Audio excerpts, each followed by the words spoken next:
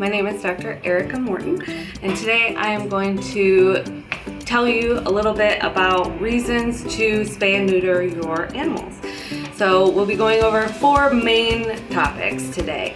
And so the first topic will be overpopulation and reducing unwanted puppies and kittens.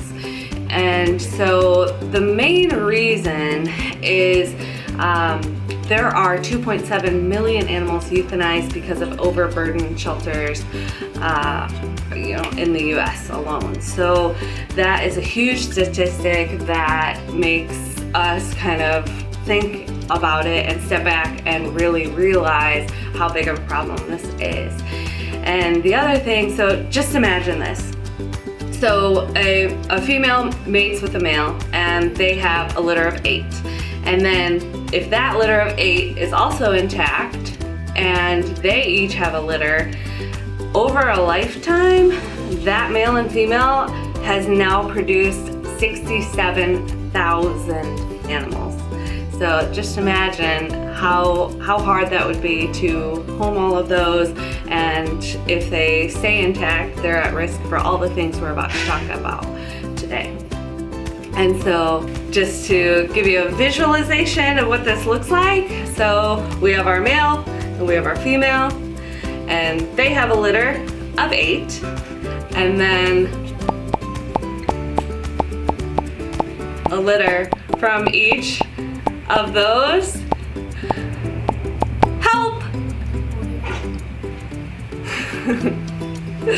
Yeah, it can get crazy. So the second big reason to spay or neuter your pets is reducing unwanted behaviors. So we know that intact animals can smell an animal who's in heat from miles away. You know that thing we were talking about the other day? And I really think that we should incorporate the lab test that we were talking about.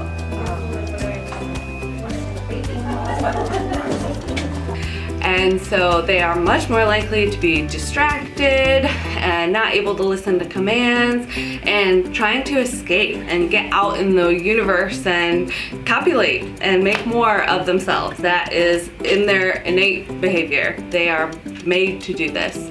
And so animals that are getting out have a huge risk of getting hit by a car, getting in fights with wild animals, coyotes, predation is happening, and extra exposure to infectious diseases, parasites, the whole shebang.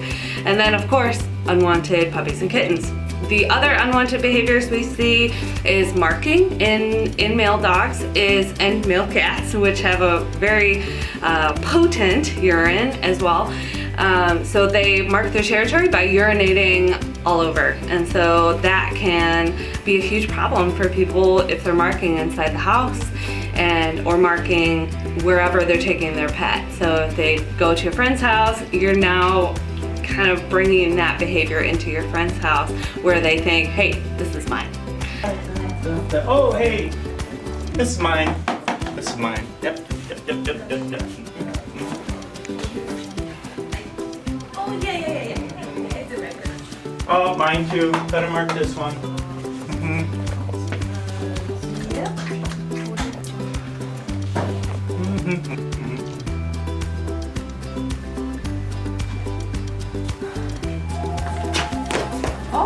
Oh, okay. That's yours then? Okay. Yeah, don't stay. I wasn't. Yeah. Okay, that's fine. The other unwanted behavior that we see is aggression. So males and females, they get very territorial, they can be very aggressive, and so the longer we wait to spay and neuter, the more ingrained these behaviors become, and the less likely it is that we can reverse it by spaying and neutering. Training can only get you so far. So the other thing, cats are induced ovulators, so they need to mate before they come out of heat, and so they can be in heat for a long time, and cats in heat are very vocal, they're very needy, they may keep you up all night.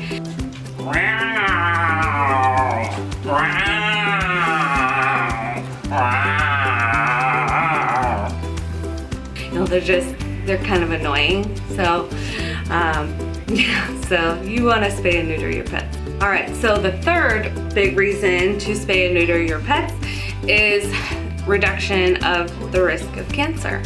And so we know the statistics on dogs and their heat cycles and their risk for breast cancer. So before their first heat, if they are spayed, they have a 0.5% of getting breast cancer. And after the first heat, that risk goes up to 8%. After the second heat, it's 26%. And after that, it's the same. Like, there's no difference between spaying or not spaying. But the big thing to keep in mind is cats with breast cancer, 80% of those are malignant. Whereas in dogs, it's kind of a 50-50 shot between benign and malignant. But the big thing to note with dogs is every time they go into heat, which is twice a year, they are at risk for developing a PYOMETRA, which is an infected uterus. It fills with pus and they get very, very sick very, very quickly. And so we learn in vet school, do not let the sun set on a PYOMETRA. It's very serious. You're talking emergency surgery, probably at the ER. And so that leads me to our next topic, which is cost. So the county charges you triple for your rabies certificate and tag because they try to reduce the overpopulation issue. And so you're talking a lifetime of paying 3 times more, so $150 instead of $50, or 3 times the cost just adds up so much over your pet's lifetime. All right, so now you know the main 4 reasons why you need to spay and neuter your animals. And if you want to know when the best time is to spay or neuter your animal, that would be a conversation you would have with your veterinarian. Usually when they're puppies and you're coming in every several weeks for their boosters and things, that will be a conversation to be had then when we kind of know more about their size and if all their baby teeth are in. So it just depends on each pet. And so now you are educated, and now you can make the educated decision to spay and neuter your pets. Thanks for watching.